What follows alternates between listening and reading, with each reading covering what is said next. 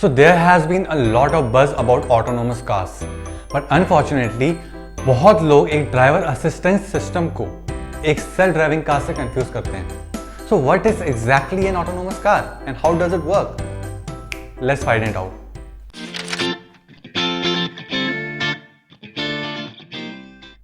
तो एक ऐसी कार जो अपने कार के ड्राइवर को ड्राइविंग में कुछ असिस्टेंस प्रोवाइड करती है, उसको हम ऑटोनोमस कार कहते हैं। अब वो असिस्टेंस एक बेसिक लेवल से लेके एक एडवांस लेवल तक हो सकती है। हम बेसिक लेवल में हम अज्यूम कर सकते हैं एक पार्किंग सेंसर, राइट, और एडवांस लेवल पे हम अज्यूम कर सकते हैं कंप्लीट सेल्फ ड्राइविंग कार, यानी कि जिसमें आपको इवन स्टीयरिंग व्हील की जरूरत नहीं है। तो हम ये कह सकते हैं कि एक ऑटोनोमस कार में कैपेबिलिटी होती है अपने एनवायरनमेंट को सेंस करने की, राइट। अब यही एक बहुत बड़ा कंफ्यूजन का पॉइंट है, क्योंकि मोस्ट ऑफ द कार्स में कोई ना कोई सेंसिंग कैपेबिलिटी होती है। हम कंसिडर करते हैं आज की ट्रेडिशनल कार्स जो आप और हम यूज़ करते हैं, राइट, तो उसमें भी कोई ना कोई बेसिक सेंसिंग कैपेबिलिटी होती है।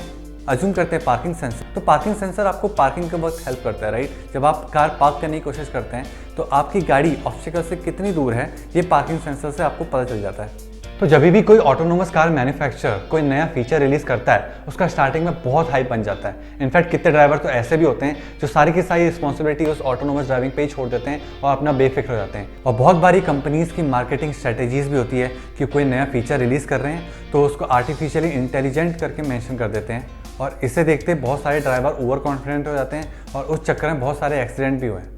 Now, the hard part in the US, and this is read by a lot of media problems, is there's an enormous amount of confusion about what is self-driving. 23% of respondents in a survey we had last year said, hey, you can buy a self-driving vehicle at the dealership today.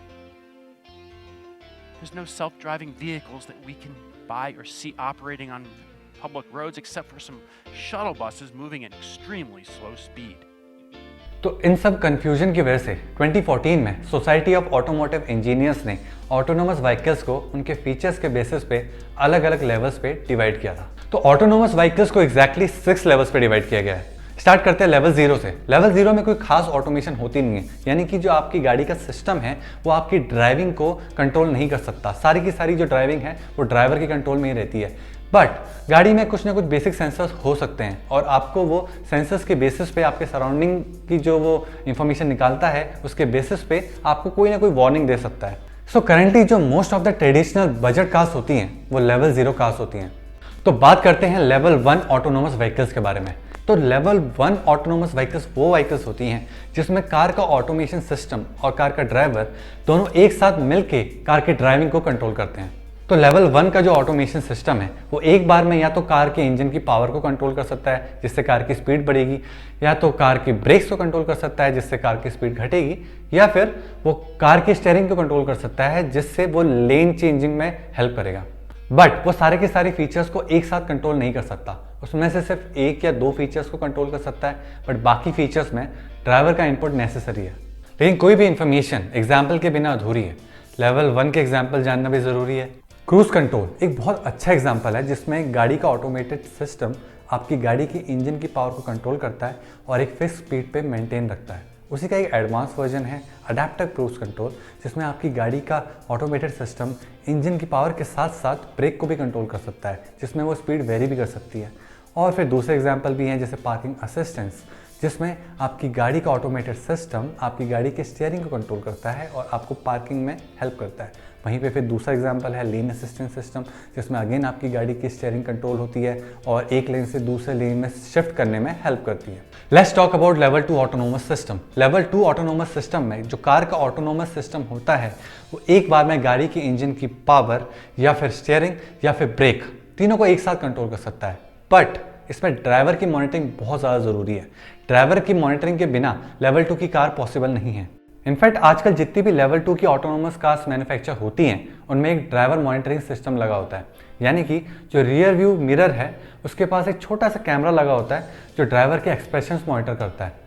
उस camera में एक machine learning का algorithm होता है जो driver का face detect करता है और उसके एक्सप्रेशन मॉनिटर करता है कि ड्राइवर आगे ध्यान दे रहा है या नहीं दे रहा है। और अगर ड्राइवर ध्यान नहीं दे रहा है तो वो ऑटोनोमस सिस्टम एक इमरजेंसी अलर्ट सिस्टम एक्टिवेट कर देता है, जिससे कार कुछ टाइम बाद बीच में ही रुक जाती है। सो लेवल 2 की कार्स ट्रू सेंस में एक सेल्फ ड्राइविंग कार नहीं है। जी हाँ, क्योंकि इसमें ड्राइवर का अटेंशन हर वक्त चाहिए होता है। टेस्ला की ऑटो पायलट जिसके सबसे ज्यादा फैंस हैं, वो एक लेवल 2 ऑटोमेशन कार है, वो एक प्रॉपर सेल्फ ड्राइविंग कार नहीं है।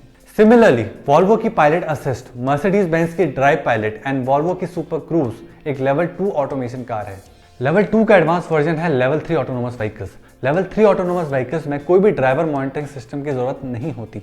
In fact there are very few countries जो लेवल 3 ऑटोनोमस व्हीकल्स को रोड पे अलाउ करती हैं, और जो करती हैं वो सब एक्सप्रेसवेज या हाईवेज पे करती हैं। तो लेवल 3 ऑटोनोमस कार गाड़ी की स्पीड को, ब्रेक को और स्टीयरिंग को तो कंट्रोल कर ही सकता है, और इनफैक्ट ड्राइवर थोड़ी देर के लिए स्टीयरिंग छोड़ के किसी और चीज पे भी ध्यान दे सकता है, लेकिन किसी भी अनफोर्सीन या इमरजेंसी सिचुएशन में गाड़ी अलर्ट कर सकती है और ड्राइवर को रेडी रहना होता है कि उस वक्त वो दोबारा कंट्रोल ले। ऑडी, मर्सिडीज, BMW, किया मोटर्स, Hyundai इन सब ने ये क्लेम किया है कि 2021 तक इनकी लेवल 3 ऑटोनोमस कार कस्टमर्स के लिए परचेज करने के लिए अवेलेबल हो जाएगी। Moving on to level 4 autonomy.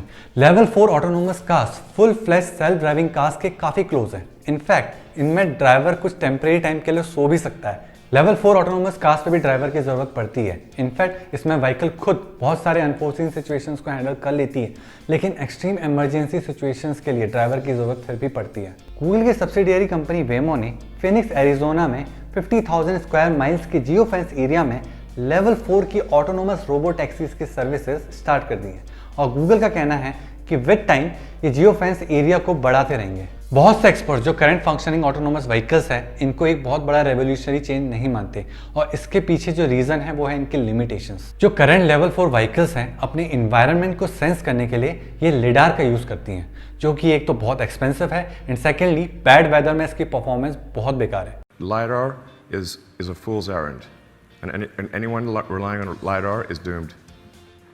Expensive sensors that are unnecessary.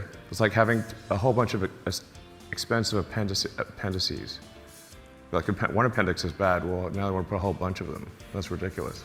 I should point out that I don't actually super hate LiDAR as much as it may sound, but at SpaceX, SpaceX Dragon uses LiDAR to navigate to the space station and dock. Not only that, SpaceX developed its own LiDAR from scratch to do that, and I spearheaded that effort personally. Because in that scenario, LiDAR makes sense. And in cars, it's freaking stupid. And secondly, speed एक problem है कि ये vehicles एक certain speed तक ही जा सकती हैं।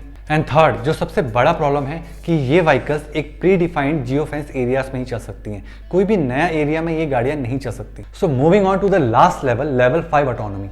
Level 5 autonomous cars में ड्राइवर की कोई ज़रूरत नहीं है। इनफैक्ट उसमें स्टीयरिंग व्हील ही नहीं होगा। The person travelling in the car can do anything, literally anything.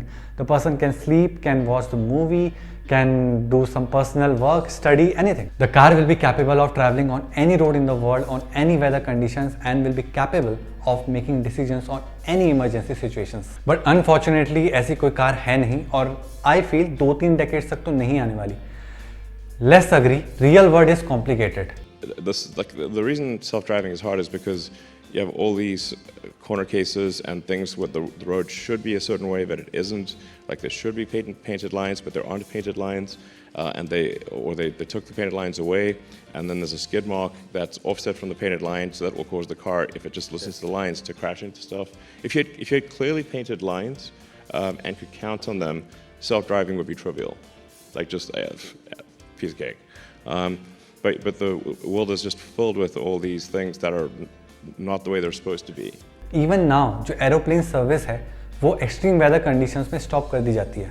Machine learning is definitely cool, लेकिन अभी भी इतनी मैच्योर्ड नहीं है कि रियल वर्ल्ड में हर एक सिचुएशन में एक करेक्ट डिसीजन ले पाए। तो गाइज, आई होप कि ऑटोनोमस कार्स की जर्नी आपको अच्छी लगी हो। आपको क्या लगता है कि एक full fledged self driving car still एक सपना है या जल्दी आने वाली है? Write in the comment below. My guess as to when we would think it's safe for somebody to essentially fall asleep and wake up at the destination, probably towards the end of next year.